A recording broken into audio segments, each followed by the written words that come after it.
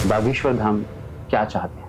हिंदू राष्ट्र, या संविधान को बदलेंगे? इसी की तैयारी के लिए हम पदयात्रा कर रहे हैं। एक नारा चल रहा है, बटेंगे तो कटेंगे।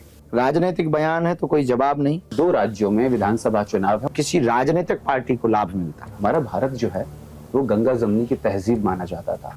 इसे गंगा जमुनी की तहजीब नहीं कहते हैं, इसे नीचपना कहते हैं। हम सबको पता चलेगा कि आज हमारा भारत हिंदू राष्ट्र बन गया है। जिस दिन सोया हुआ हिंदू जाग जाएगा। शैव और वैष्णव के नाम पर हिंदू बटा है। दरअसल आपकी नजर में खतरे में कौन है? हिंदू। हिंदू धर्म के लोगों को, हिंदू समुदाय के लोगों को भी बच्चे ज्यादा पैदा करने चाहिए। आप ऐसा संदेश देते हैं? बेझिझक 15 मिनट के लिए पुलिस हटा लो। हटवाई 15 मिनट के लिए क्या करेंगे? कुछ नहीं, भगवाई है। इतिहास के गर्त में झांक कर देखें तो अभी नहीं बल्कि 11वीं सदी से पहले भी हिंदू कटते आए हैं, बंटते आए हैं। आजकल एक नारा जो देश की सियासत में बहुत तेजी से चल रहा है वो है उत्तर प्रदेश के मुख्यमंत्री योगी आदित्यनाथ का दिया हुआ, बटेंगे तो कटेंगे। उसके बाद देश के प्रधानमंत्री नरेंद्र मोदी ने कहा एक है तो सेफ है।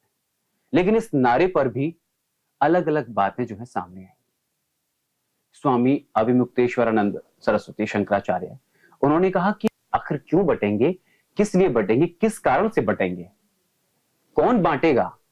और इसी पर बागेश्वर धाम के पीठाधीश्वर पंडित धीरेन्द्र कृष्ण शास्त्री का कहना है कि अब बटेंगे नहीं। ना कोई ब्राह्मण है, ना कोई क्षत्रिय है, ना कोई शूद्र है, ना कोई वैश्य है।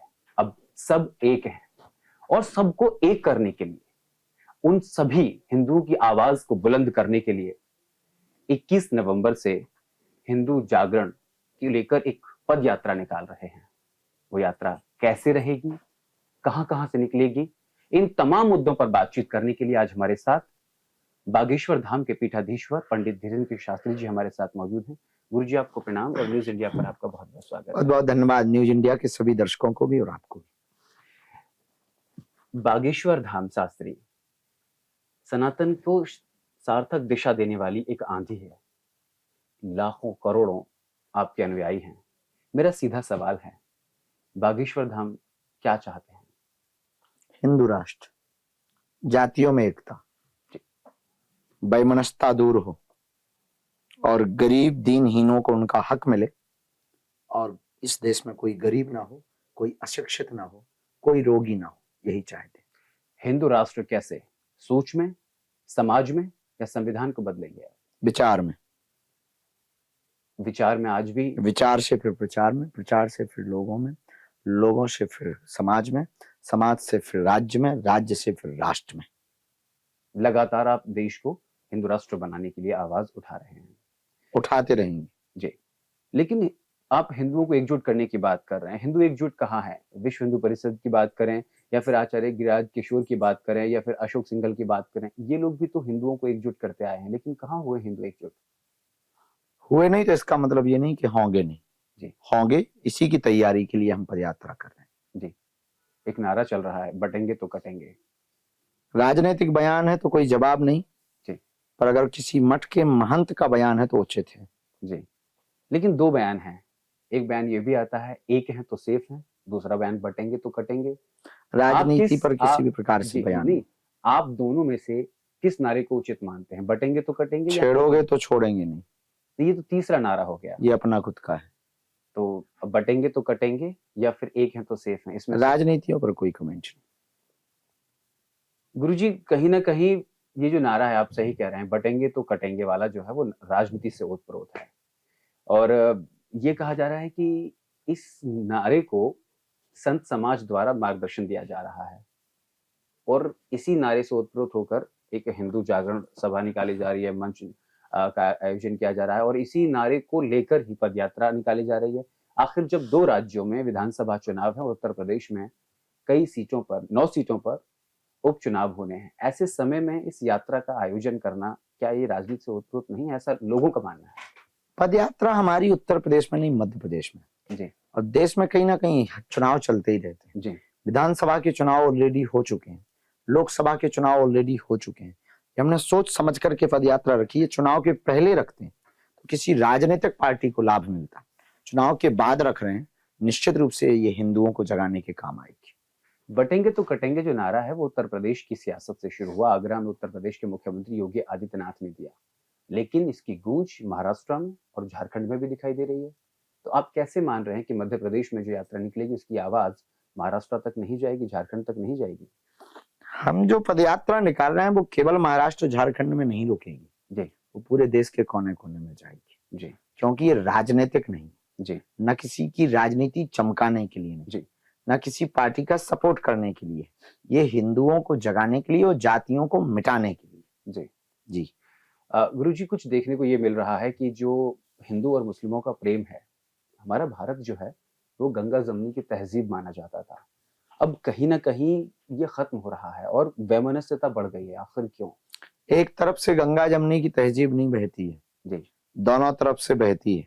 जी, हम गंगा जमुनी करें और वो आकर के जो है थूक कांड और मूत्र कांड करें और जो है प्रसाद में जाकर के गाय की चर्बी को मिलाएं, इसे गंगा जमुनी की तहजीब नहीं कहते हैं, इसे नीचपना कहते हैं। जी, इसलिए अब बहुत हो गया, गंगा जमुनी की तहजीब बहुत हो गई बातें। अब तो हम सब हिंदू एक हैं, इस पे काम करना पड़ेगा। नहीं, एक आपका बयान बहुत वायरल हुआ था। आपने कहा कि जो हिंदू मस्जिदों में जाए उसको जूतों से मारो। क्या गलत कहा आपने? भगवान क्या कम है? जी, क्यों उनकी मस्जिदों में चादर चढ़ाने जाए? जी, क्या कारण है? क्या आवश्यकता है? जी, हम उनको नहीं बुलाना चाह रहे, जी, तो ये क्यों जा रहे हैं? हम तो बिल्कुल कहेंगे, फिर कहेंगे सभी मुसलमान भाइयों से, तुम्हारी मस्जिदों में हमारे हिंदू चादर चढ़ाने जाए, मत्था टेकने जाए, जूते मारो। लेकिन आप दूसरी तरफ तो घर वापसी की बात करते हैं। घर वापसी बुरी थोड़ी है। तो क्या इस तरीके से जो आप एक समाज को एक संदेश देना चाहते हैं? बहुत अच्छा संदेश। जी, कि आप अपनी घर वापसी कर लीजिएगा, यानी कि जो मुस्लिम लोग हैं इस वो। देश में जितने भी लोग हैं वो सब हिंदू हैं। जी, यहाँ इस्लाम मुसलमान जितने भी हैं वो कन्वर्टेड मुसलमान हैं। जी, ईसाई जितने हैं वो कन्वर्टेड ईसाई हैं। जी, क्योंकि इस देश की विभाजनकारी जो नीति थी 1947 में, जी, उस विभाजनकारी नीति में सभी जो है लोग चले गए हैं। फिर भी उसके पूर्व की अगर चर्चा करें तो मुसलमान अरब में ही हैं। जी, इस क्षेत्र में जितने भी हैं वो सब कन्वर्टेड हैं। जो विदेशी आए थे उन्होंने आक्रमण किया, तो सभी हिंदुओं को कन्वर्टेड करके उन्होंने मुसलमान बनाने की जो संकल्प किया था, उसी से वंशानुगत यहाँ पर अभी वर्तमान में बढ़ी हुई है। जी, ये सब जो है हिंदू हैं, ये सब सनातनी हैं। यहाँ इस देश में कोई मुसलमान या ईसाई नहीं है। हिंदू मुसलमान हिंदू ईसाई हैं यहाँ। इसलिए हम इन लोगों को घर वापसी की बात का प्रस्ताव रखते हैं। घर वापसी होगी तो भारत हिंदू राष्ट्र बनेगा? नहीं, विचारों की क्रांति होगी तो भारत हिंदू राष्ट्र बनेगा। जी, विचार दृढ़ कट्टर हिंदुत्व का भाव जगेगा तो हिंदू राष्ट्र बनेगा। सभी का विचार अगर हिंदुत्व का हो गया तो देश के अंदर एक अलग तरीके का समाज में अराजकता फैलेगी। कोई अराजकता नहीं फैलेगी, अच्छा फैलेगा। जी, दुबई इस्लामिक कंट्री है, वहां कौन सी अराजकता फैली है? जी, और भी देश हैं जो केवल एक ही धर्म पे लागू करते हैं। ईसाइयों के कई देश हैं पर उनके देशों में कोई अराजकता नहीं है। इंग्लैंड है, ईसाई वहां भी है बहुत ईसाई। महाराष्ट्र में विधानसभा चुनाव में एक रैली के दौरान देश के गृह मंत्री अमित शाह ने कहा कि मुसलमानों को धर्म के आधार पर आरक्षण नहीं मिलेगा, लेकिन यहाँ धर्म के आधार पर आप हिंदू राष्ट्र की बात करते हैं। बिल्कुल भी नहीं। संविधान को बदलेंगे? हम व्यक्ति के हिसाब से हिंदू राष्ट्र की बात करते हैं। हमें ना संविधान को बदलना है, अगर बदलने की जरूरत पड़ी तो सरकार बदलेगी, हम कौन होते हैं। दूसरी बात, हमें लोगों के विचार बदलना। हमने जो भी क्रांति का संकल्प लिया वो विचारों की क्रांति, हम तलवारों की क्रांति से नहीं लड़ना चाह रहे, हम विचारों की क्रांति से लड़ना। हमें लोगों के विचार बदलने हैं कि हम कट्टर हिंदू हैं, इसके लिए वो जगह। किस दिन आपको एहसास होगा या हम सबको पता चलेगा कि आज हमारा भारत हिंदू राष्ट्र बन गया है? जिस दिन सोया हुआ हिंदू जाग जाएगा, जिस दिन कैसे राम के होने का सबूत नहीं मांगा जाएगा, जिस दिन राम की यात्रा पर पत्थर नहीं फेंके जाएंगे, जिस दिन गाय की पूंछ को काटकर हनुमान जी पर नहीं चढ़ाया जाएगा, जिस दिन दुर्गा पंडालों में आग नहीं लगाई जाएगी, जिस दिन श्रद्धा जैसे कांड होना बंद हो जाएंगे, जिस दिन कोलकाता की डॉक्टर बच्ची जैसे कांड होना बंद हो जाएंगे, जिस दिन मणिपुर जो जल रहा है वो बंद हो जाएगा, जिस दिन नूह, मेवात, बहराइच और बरेली की घटनाएं जो हुई हैं वो पुनरावृत्ति ना हो, उसी दिन हो जाए। जिस दिन मतलब समाज को बदलना है आपका बेझिझक, समाज को बदलेंगे तो देश अपने आप राष्ट्र बनेगा। हिंदुओं को एक करने की बात की जा रही है, लेकिन इसको नारा देने वाले ही एक नहीं है। इसी वैमनस्यता को मिटाने के लिए हम 21 नवंबर से 29 नवंबर तक पदयात्रा करें। अलग अलग विचार हैं जो इस नारे का नेतृत्व कर रहे हैं। कोई कहते हैं कि हम कटेंगे तो बटेंगे के साथ, और कोई कहते हैं कि एक हैं तो सेफ हैं के साथ हैं। ये राजनीतिक विषय है, इन जी। बातों पे तो नहीं हम कह पाएंगे। अच्छा गुरुजी, इस देश में हिंदू खतरे में है। आखिर हिंदू का दुश्मन कौन है, आप किसे मानते हैं? जिन्हें जय फिलिस्तीन से प्यार है, जी। जिन्हें पाकिस्तान से प्यार है, कौन है वो लोग? जिन्हें बांग्लादेश से प्यार है। कौन है वो हमसे लोग? बेहतर आप जानते हैं, नहीं नहीं जिनकी नहीं, आप हम न्यूज़ें चलाते हैं। नहीं, हम आपसे जानना चाहते हैं कि आखिर वो लोग कौन है जो जो जय फिलिस्तीन बोलते हैं वो लोग, अब आप जी खोजिए। जो जिनको भारत में डर लगता है, जी ऐसे बयान देते हैं वो लोग। जी। जिन्हें वंदे मातरम बोलने में दिक्कत है, ऐसे लाखों लोग हैं। एक तरफ एक समुदाय कहता है कि हम खतरे में हैं, दूसरी तरफ आवाज उठती है कि हिंदू खतरे में है। दरअसल आपकी नजर में खतरे में कौन है? हिंदू। लेकिन हिंदू तो अल्पसंख्यक नहीं है। अल्पसंख्यकों को जो बल दिया गया है, उससे हिंदू बहुत कमजोर हो रहा है। जी। लेकिन एक चीज मैं कहना चाहता हूँ, आपको क्या लगता है हिंदू आज ही बढ़ रहा है? 11वीं सदी से पहले शैव और वैष्णव के नाम पर हिंदू बटा है कि शिव बड़े या विष्णु बड़े, इस पर बटा है हिंदू। हजारों लोग कटे। हम तब एक नहीं थे, अब एक कैसे हो जाएंगे? कैसे होंगे एक? समय बदलता है, जी परिस्थितियां बदलती हैं, जी। क्रांति खड़ी होती है, लोगों के अंदर नए नए विचार प्रकट होते हैं। तो उस समय को अब समय से नहीं तोला जा सकता। पहले विज्ञान का उतना आविष्कार नहीं था, विज्ञान का बहुत आविष्कार हो गया। पहले आदमी चलने के लिए पैदल चलता था, आज आदमी उड़ रहा है। ऐसे नहीं कह सकते हैं कि पहले जो हो चुका वो अब नहीं होगा, या पहले जो हुआ है या पहले जो जैसी परिस्थिति वो अब रहेगी। ये कहना ही मूर्खता है। उस परिस्थिति के चलते ही तो मुगल भारत में आए। 12वीं सदी में पहला पृथ्वीराज चौहान के साथ युद्ध हुआ था, ऑफिशियल तौर पर अगर देखा जाए तो। जी। अगर आपस में नहीं बढ़ते तो शायद मुगल भारत में नहीं आते। आने को तो नहीं कह सकते, पर गुलाम बार बार नहीं बनते, इतना कह सकते। बाबर, डच, पुर्तगाली या अंग्रेज या फिर ये सब आए हैं, मुगल आए हैं। ये सब इन लोगों ने, जिन्होंने भी ये गुलाम भारत को बनाया है, उसके पीछे कारण यही था कि हम सब बटे रहे। हम सब जातियों में, राजा राजाओं में फूट थी, ऊंच नीच की फूट थी, भेदभाव की फूट थी, अंधविश्वास की कुरीतियां थी, रूढ़िवादिता थी। बच्चों के हाथों में जात पात की किताबें थमाई गई, बच्चों के हाथ में शिक्षा की कलम नहीं थमाई गई, बच्चों को अधिकार नहीं सिखाए गए, बच्चों को जगाया नहीं गया, बच्चों को गीता रामायण नहीं पढ़ाया। मुसलमानों की एक खासियत है कि वो अपने बच्चों को कुरान पढ़ाते हैं। ईसाइयों की खासियत है वो बाइबल पढ़ाते हैं। हिंदुओं का एक दुर्भाग्य और मूर्खता है और कायरता है, वो बच्चों को गीता रामायण नहीं पढ़ाते। ये जो भी आप नाम ले रहे हैं, 12वीं सदी में जो मुगल आए, बाद में डच आए, पुर्तगाली आए, बाबर आए, फिर अंग्रेज आए जिनसे हम लड़े। इन सब जो आए हुए हैं, इनके राज्य करने का एक तरीका था, फूट डालो नीति करो। अब हमने उल्टा कर दिया है कि अब हम एक करेंगे, उनमें फूट डाल करके उनको हटाएंगे। अच्छा, उनमें मतलब उनमें कौन? जिन्हें भारत से प्यार नहीं। अच्छा, मैं इस प्रांगण में, इस दिव्य धाम में आज दोपहर 3 बजे से हूँ, लगभग 2 बजे से। आपने भी जिक्र किया एक बात का कि वो अपने बच्चों को कुरान पढ़ाते हैं। मैंने यहाँ देखा जो 7 साल, 8 साल, 12 साल के बच्चे हैं, वो वेद की बात कर रहे हैं, वो संस्कृति की बात कर रहे हैं, वो जय श्री राम प्रणाम कर रहे हैं। तो क्या युग परिवर्तन की या फिर बच्चों को बदलने की जो शुरुआत इस धाम से हो ये गई? क्षणिक है, ये क्षणिक मात्र है। यहाँ आए तो थोड़ी देर के लिए परिवर्तित हो गया। वास्तविक स्थिर परिवर्तन तो माता पिता की शिक्षा से होगा, हम उसकी बात कर रहे हैं। क्षणिक की हम बात नहीं करते, ये सब क्षणिक है। आपने कैमरा लगा रखा है, क्षणिक है, कुछ देर में ये बंद होगा। स्थिर चाहिए। वो बच्ची स्थिरता की बात करें, मैंने जैसे उनसे बात की कि आपके अंदर मतलब आप क्या चाहते हो? कि हम वेदों का ज्ञान चाहते हैं, हम आराम से जाएंगे। हमने उनसे पूछने की कोशिश की कि आपको मतलब ज्ञान, बोले धाम से ज्ञान प्राप्त हुआ।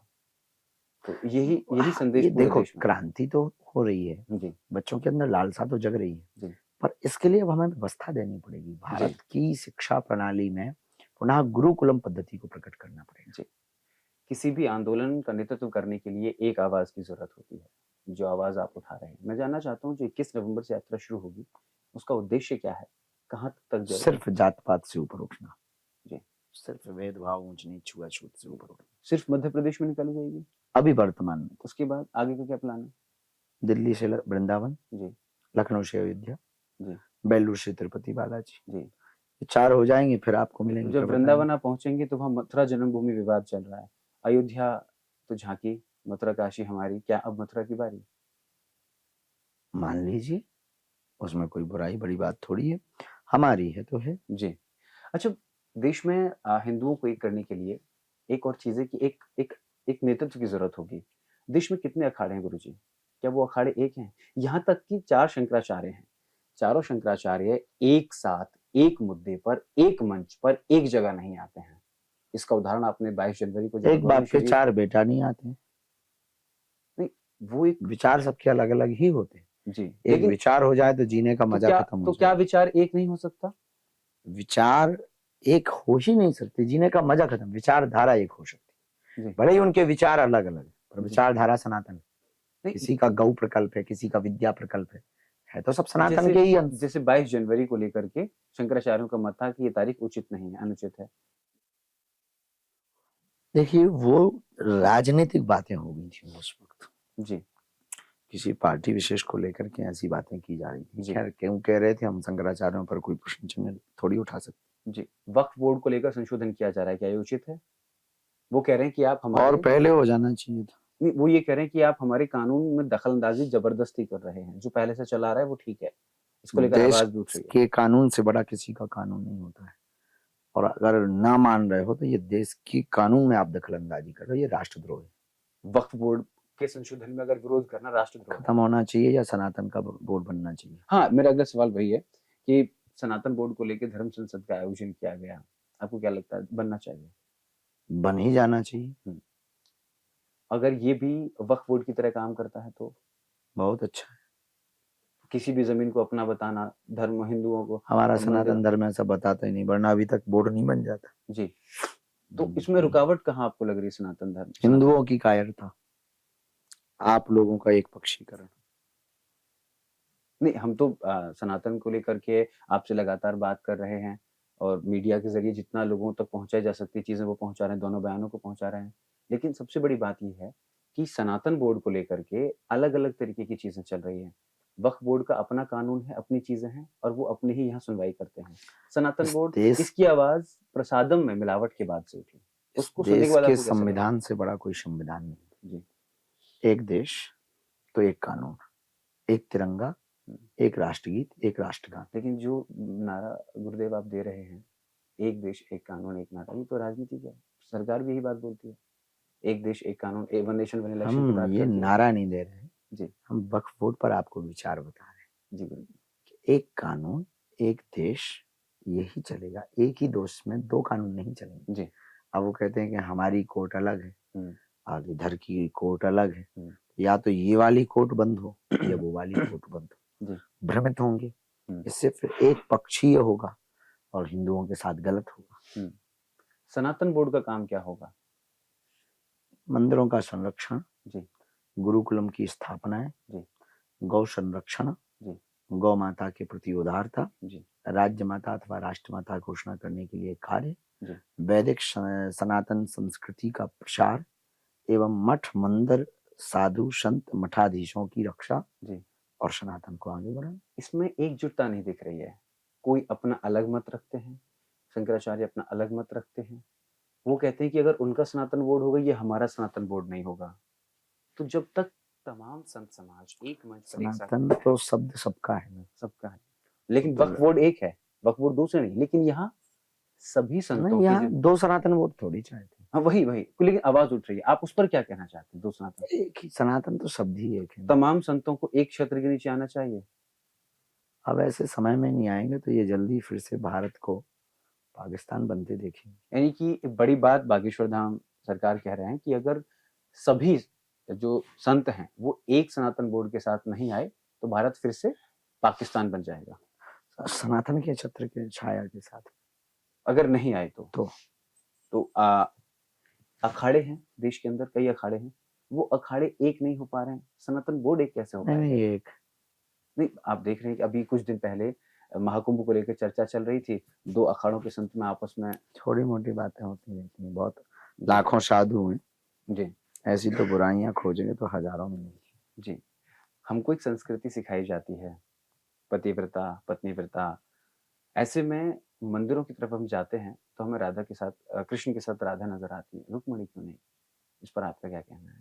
हमको वो संस्कृति क्यों नहीं दिखाई जाती कि कृष्ण के साथ श्री रुक्मिणी राधा लेकर जी जाओ? का परित्याग बहुत अद्भुत है। श्री किशोरी जी और श्री ठाकुर जी में हुँ, किंचित मात्र भी अंतर नहीं है। जी, श्री किशोरी जी ठाकुर जी की प्राण वल्लभा है, प्राण प्रिया है। हुँ, ये संस्कृति का दुष्प्रचार नहीं है, अपितु सुप्रचार है। जो अद्भुत त्याग किया है श्री किशोरी जी ने, और जो प्रेम श्री किशोरी जी के प्रति श्री ठाकुर जी का था, उसकी प्रतिमूर्ति मंदिरों में दिखाई पड़ती है। दूसरी बात, भगवान श्री कृष्ण का श्री किशोरी जी के साथ में गर्ग संहिता के अनुसार भांडेर वन में विवाह भी हुआ है जी। तो ये दो ही नहीं है, न दो पक्षी न तीन पक्षी, और रुक्मणी और श्री राधा जी भी अलग नहीं जी, मतलब वो एक ही है, लेकिन मंदिर में जो मूर्ति होती है वो राधा कहीं कहीं रुक्मणी वल्लभ भी तो बैठे, केवल गुजरात में। अब विठलनाथ जी भी बैठे रुक्मणी जी के साथ गुजरात में,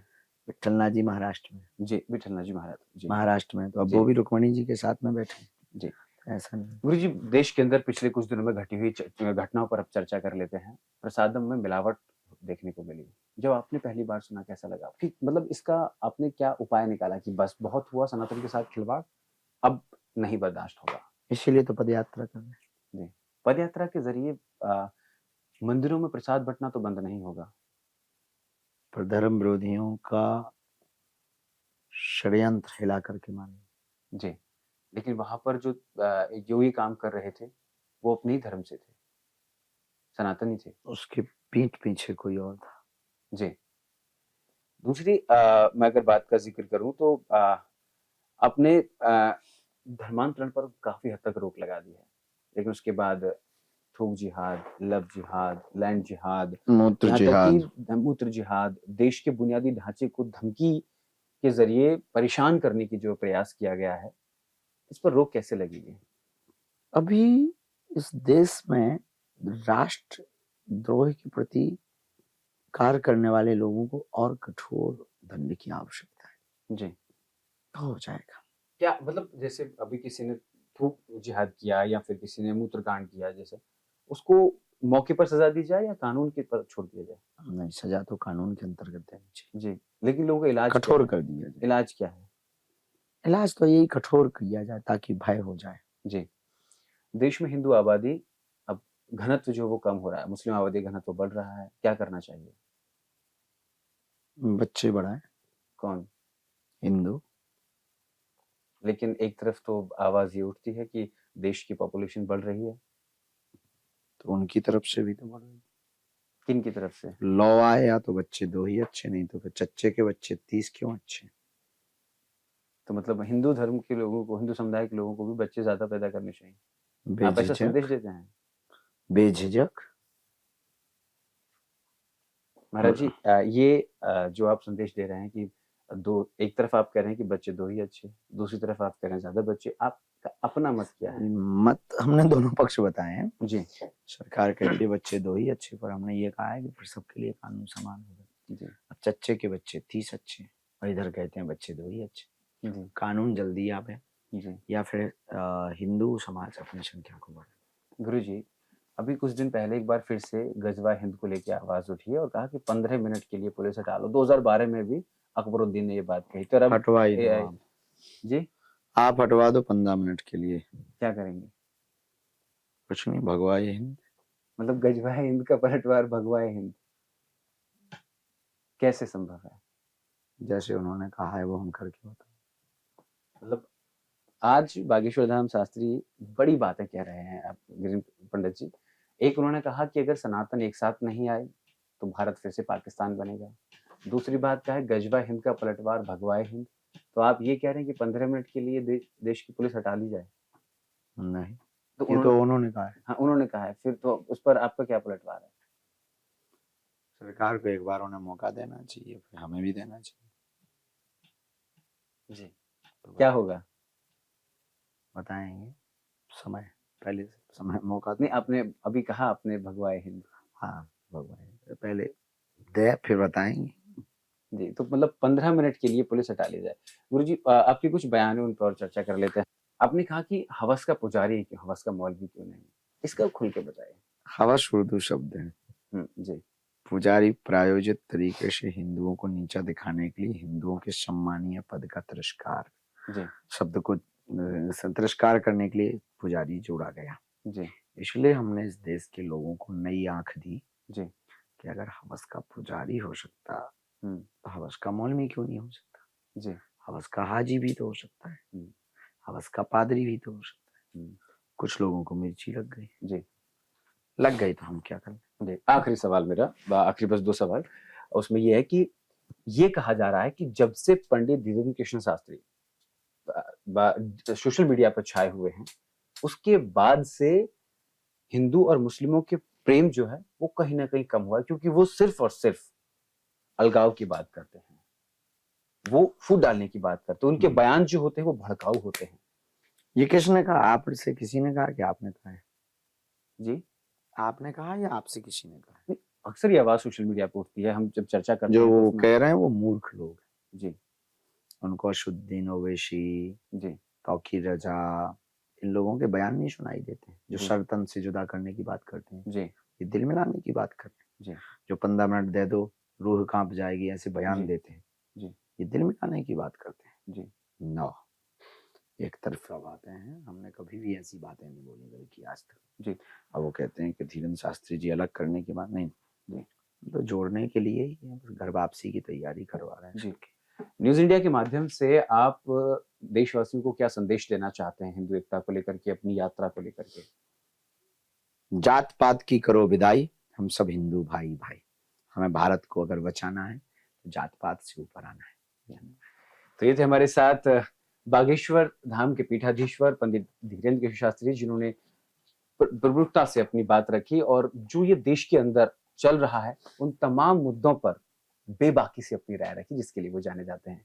वीडियो जर्नलिस्ट केडी के साथ बागेश्वर धाम से गौरव किशोर शर्मा की रिपोर्ट।